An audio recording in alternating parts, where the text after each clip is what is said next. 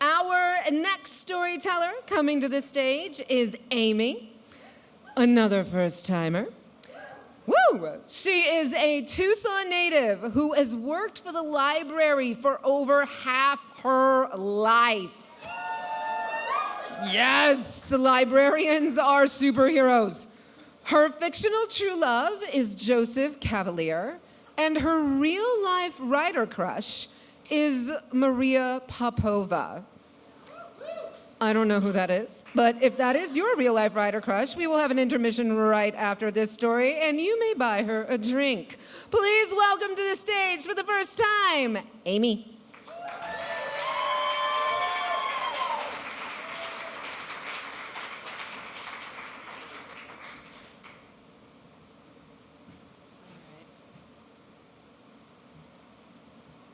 This has to come up.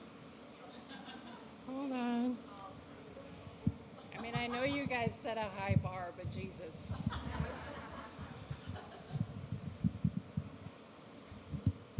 Is that good? Okay.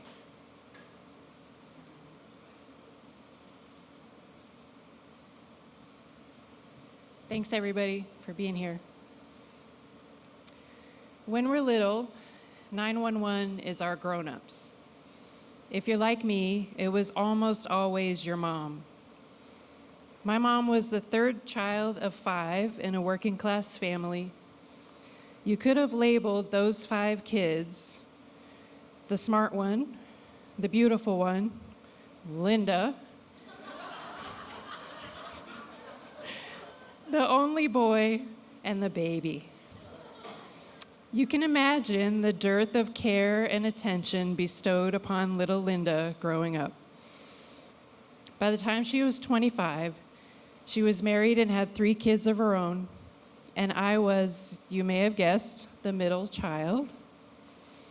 By the time she was 30, my mom was divorced and constantly in the red, no matter how many jobs she had. From the time I was 7, I watched my mom power through, put on a brave face, and handle it, whatever it was, alone. She seemed capable of anything. But as my 911, reliability was spotty at best. So I, being the middle child of this ironclad middle child, also learned how to handle it alone. All the fires, violations, thefts, and terror of growing up came at me like they do at everyone, and instead of calling my 911, I devised a way to survive through trial and error based on the way my small, scared brain processed my actions and other people's reactions. I stopped doing anything that would upset or anger or inconvenience anyone. The result, as you can imagine, was not healthy. But I didn't die. Instead, I was a good girl, a pretty girl, played varsity volleyball all 4 years of high school, and made the honor roll the entire time. I took the bus everywhere, and nobody knew where I was when I wasn't at school or practice, where I always showed up on time. On occasion, in secret, when a man would chat me up at the bus stop, I'd get in his car or on his motorcycle, because being the sole object of someone's regard was so incredibly exhilarating. Incredibly also, I still didn't die. I lived my 20s as a non-traditional student surrounded by friends. Young women who, like me, were working to pay rent and falling in and out of love with people. At that time in our lives, it was all so tragic and dreamy. We were learning how to be grown in the world, so instead of our moms, we called on each other for help when it got confusing or scary or painful. Any one of us at any time was a phone call away from a loving chorus telling us what we needed to hear. Whether it was, "Yes, girl, you are worthy of that promotion," Or, no, girl, do not call that musician when you're drunk. Those years were tumultuous, to be sure, but I also felt safe and less alone than at any other time in my memory. Then at 31, my wild oats sown, I got married. I had chosen a man with his own survival mechanisms based on information processed in the mind of a frightened child. What worked for him was compressing all of his needs and feelings with such immense pressure that he emerged into adulthood as basically a granite monolith with devastating eyes and disarmingly crooked teeth. I chose him for his beauty and because he wanted me. He made me the most important person in his life, and it was irresistible. I wasn't about to mess that up, so I didn't do anything to upset or anger or inconvenience him. I flowed around him like water.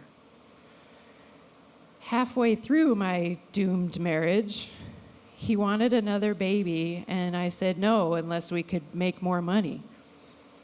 My part-time job paid more by the hour than his full-time, so I offered to go back to full-time if he wanted to cut back his hours and become the primary parent at home.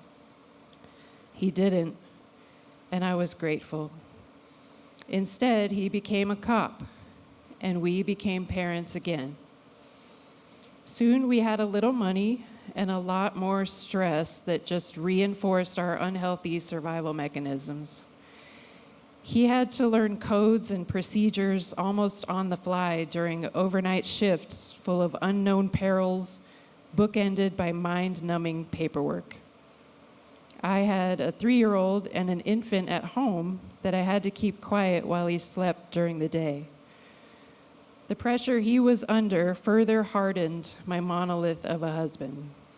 I couldn't tell him about the unrelenting demands of my days because what kind of a story is that compared to police work? It's boring.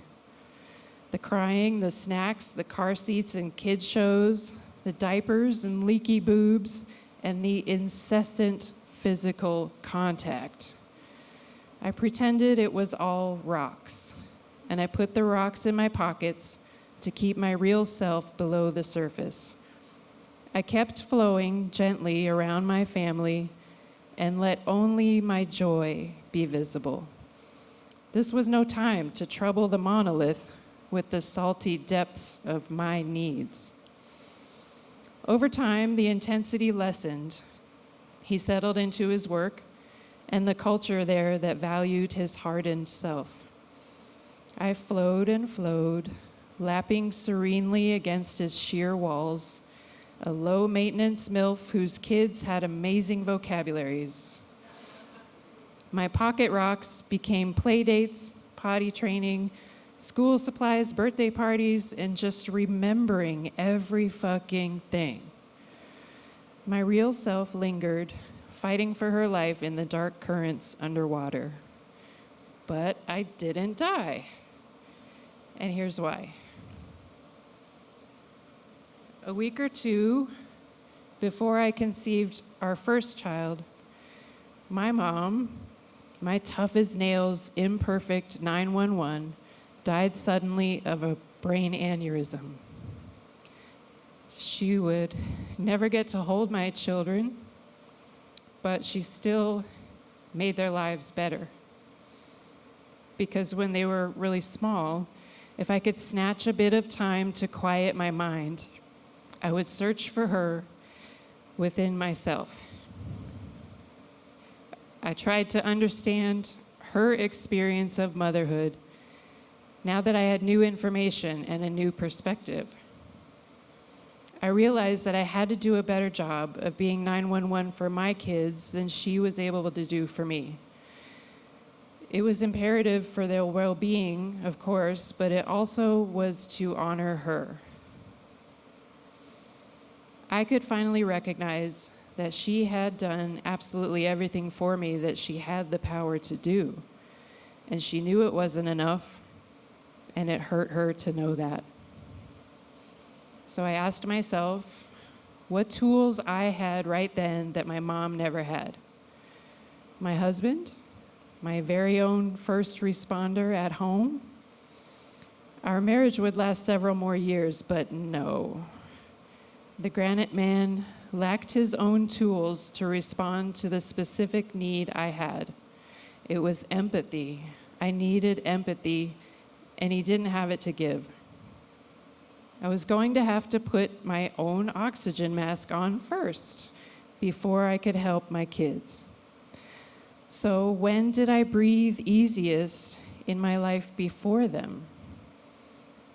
In my 20s with my friends. What I had that my mom never did was my friends. She never had time to cultivate that. She was a kid herself, and then a wife, and then a single mom of 3, and then spent her 30s working her ass off just to keep enough Totino's pizza rolls in the freezer so we didn't starve. But I hit 30, fresh from a decade of working one job at a time, getting laid, and being friends with other women. So then in my 40s with my babies, I remembered what that felt like. The women I love, mothers and not mothers, know empathy and give it freely. They help me unload the rocks in my pockets so my real self can surface. The one who might upset or anger or inconvenience you. The one who battled undersea currents for years and didn't die.